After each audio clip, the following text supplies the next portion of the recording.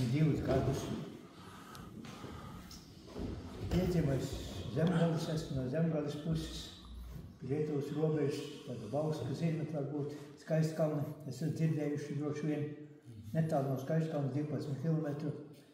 Nu, hoši bērnības nodzīvoju tur, bet man jau bija, man vecāki ļoti ticīgi, un viņi tur, tēvs bija nāca no nabadzības šķiras, Pirmā pasaules kara laikā viņš bija, bet tur, nu, bija iesaukt dienestā, un tur viņš vēl gūstā nonāca, un viss tur, viņš šeit visāds tur tā divas vēstures garas un plašas. Nu, viņš nopirka zemi, un tur Ahmet uzcēla māju, maziņu māju sākumā, un tur mēs ar māsu, un māsa jau pagājuši gadu nomira, viņa visu laiku bija man 1,5 gadu vecāka par mani. Jā, viņa visu laiku man arī brauca līdzi, 66 gadus, viņa man kalpoja arī pie priesteru darbā šeit un tāpat citur, kur es biju. Jā, nu, protams, man priesterības semināra gadi gāja kopsolī ar, jūs jau pazīsti, kardinālu Pujetu. Mēs gandrīz vienā solā sēdējām.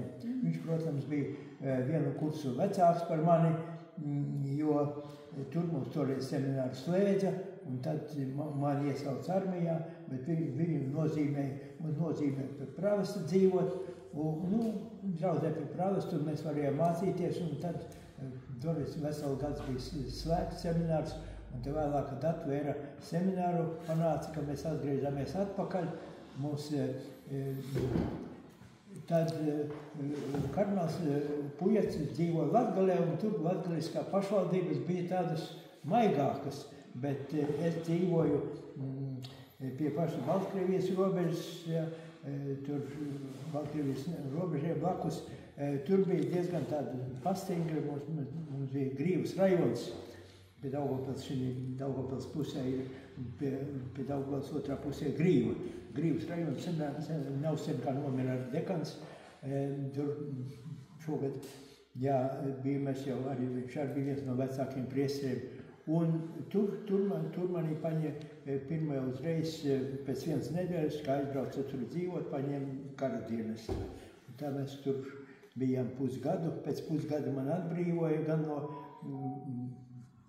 rakstījums uz Maskavu, bīskaps, tāds Zondaks bija, mums rektors, viņš rakstīja uz Maskavu un mums palaida sakarā ar to, ka bija Padomju Savienībā likums, ka studentus nevajag ņemt armijā, ļaut viņiem pabeigt studijas, un tad viņi aizies armijā, un tā kā mums skaitījās, nu, mūsu skola seminārs bija uzskatīta tomēr kā tāda vairāk kā vidusskola, tāpēc arī viņš panāca to, ka mums atbrīvoja atpakaļ, mēs sācām seminārā mācīties. Nu, bet, protams, seminārs vēl bija ierobežots, un pēc 2,5 gadiem man iesvētīja vispirms par diakonu.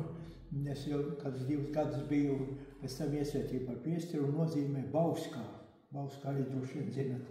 Bauskā par priesteri, jo Bauskā dzīvoja garīgā semināra, garīgais tēvs, tāds tēvs Pēters Upinieks. Viņš pats bija no Suitiem, no Kurzemes, un tā kā viņam vajadzēja būt seminārā, tad nedēļas vidus man vajadzēja palikt seminārā Bauskā, kā prāvestu vietas aizvietotājiem, un kamēr viņš ir seminārā sveicinās, viņš atbrauc atpakaļ. Tad tā mēs nodzīvoju līdz, kā mani iesvētīja par priesteri, un primicijas svētā misa mēs varējām turēt savā draudzē. Man tā kā bija kurmenes draudze, es noturēju primiciju, un pēc primicijas 1 nedēļu nāca ziema. Tas novembra beigās man bija iesvētīja, un Ziemassvētku vakarā es noturēju arī svēto misu netālu no Bauskas, ir tāda Janča draudze un Ozolēna. Un prāvests Upinieks atbrauca uz Bauskā turēt svētku dievkalpojumu. Noturēja dievkalpojumu, un mēs atbraucam atpakaļ. Tikai atbraucam atpakaļ, pusdienas ēdam, zvana viņam telefons no Talsiem, zvana tāds priesteris tikko, kad 4-5 gadu atpakaļ bija iesvētīts priesteris Boļislavs Zvejsiļnieks. Tādu varbūt arī tikai dzīvējuši no vēstures. Viņš aizgāja no priesterības, aizgāja visāds, nepatīkams lietas, vēlāk iznāca viņš. Viņš bija slims, un man tūlīt aizsūtīja. Viņš teica, ņem sutanu un brauc nākošā dienā, tu 2. Ziemassvētkos aizbrauc uz Talsiem. Tur nodzīvoja vienu mēnesi, viņš jau palika veselāks, tas priesteris jaunais, un es atbraucu pie bīskapa. Bīskaps, es saku, es tagad braukšu atpakaļ uz Bausku.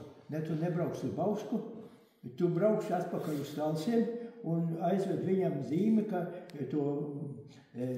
ka viņš tiek pārcelts uz Alsumu Garžziemu, kursumē pie netālu no Liepājas.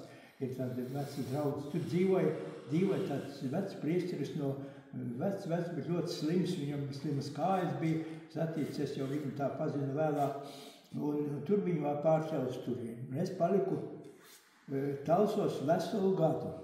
Un pēc gada atnāca rīkojums, kad es jau pabeidzu skolu, tātad pabeidzis, un man vairs neatiecas tas likums, ka mūsu semināru slēdz un palaida. Tagad man paņem dienestā. Un pēc vienas nedēļas Ziemassvētku naktī, taisnos uz 25. mani paņēma otrais kara dienestā. Un tad jau otrais kara dienestā esmu vairāk kā 2 gadus biju Krievijā, tur dienestā. Un līdz tur gāja, tur vesela vēsture. Tā, tik daudz, tas ir par to manu. Bet šeit uz Vicemi. Es atnācu no dienesta jau pēc tiem 2 gadiem, man nozīmēja Jelgavā. Jelgava pēc kara gadi bija izpostīta, un baznīcē bija jumts pat sagrauts, tornis, visi bija un mēs atnācu pie viņa.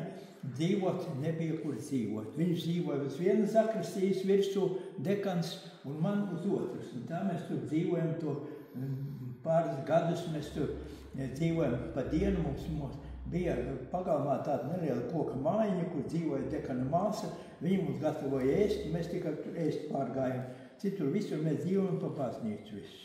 Nebija nekāda baznīcē, nekādu solu, nekā tur bija tikai palikusi tās flīzes, pēc kāds sagrautās baznīcas. Tad pamazām remontēja to baznīcu, tur pus baznīcā bija aiztaisīts ciet, ka tur galdnieks strādāja pastāvīgi un viss. Elektrība bija tikai, kā saka, tas nepieciešamais, tas grūtības bija sākumā. Es tur 3 vai 4 gadus, kā es tur biju par vikaru, pēc tam mani aizcēla uz, pēc tam mani aizcēla uz Ilūkstes rajonu. Ilūkstes, Daugavpils Grīvas rajons ir Ilūkstes. Ilūkstes rajonā tur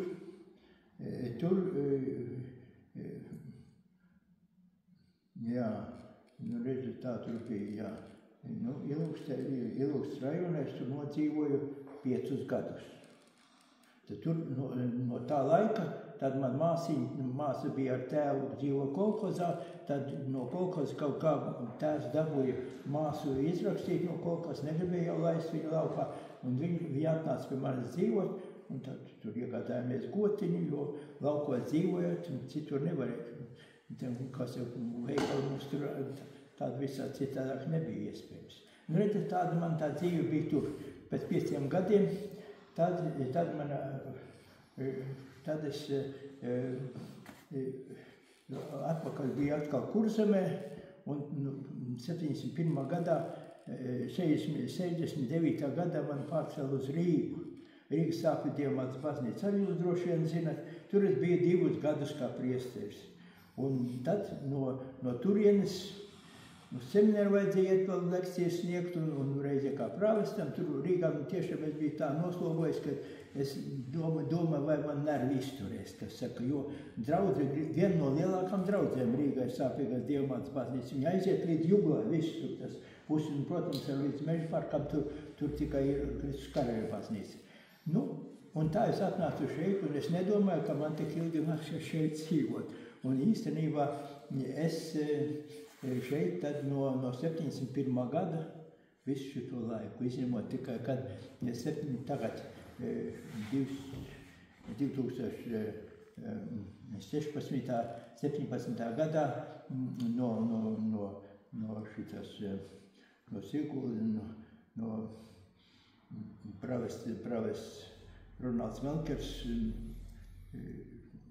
atbrauca Rīgā, un tā kā viņi tur bija veseli 3 jauni, tad bīskaps man sacīja, man jau bija vairākas reizes, jau bija sirds aritmija, es kādreiz 2 reizes gandrīz kapos paliku, un es rakstīju bīskapam, ka gatavo kādu priesteri, kas te varētu strādāt manā vietā. Un tā kā viņam nebija citu, ko sūtīt, viņš sacīja, tā labi, lai viņš brauc uz šeit kalpot. Un tā viņš atbrauca, un tos 6 gadus viņš nodzīvoja, pēc tam viņš aizbrauc uz Kanādu, un tagad viņš ir Mārupē. Ar prāvestu viņu pārcēlu. Es palikos kā tagad 905. gads man, dzīves gads, 905. Un tomēr kā nekā kustos vēl, es saku, es esmu pateicīgs Dievam, jo mana dzīve aizvērtējusi viņa. Draudzes vajadzībām un ticību vajadzībām un Dievu gotam. Man cita neko nevajag, man nevajag ne mājas, ne cita, jo māsiņa man bija ļoti labi, bija viegli, kamēr māsa bija visu gatavojumu, nebija par veikalu, nebija jāskaida. Tagad ir pagrūti, man 80. bija operācija, bija ceļgalvoci, tam ar spīti jāsteigā, bet ar visu vēl var iztikt. Un tā es bīskaps sacīja, viņš saka, bet man nav tagad, ko sūtīt uz šeit priesteri. Ka nav, es saku, tad paliks, pagaidām palieku, kamēr man uz kapiem aizvedīs. Ja? Tas jau negaidu kapos.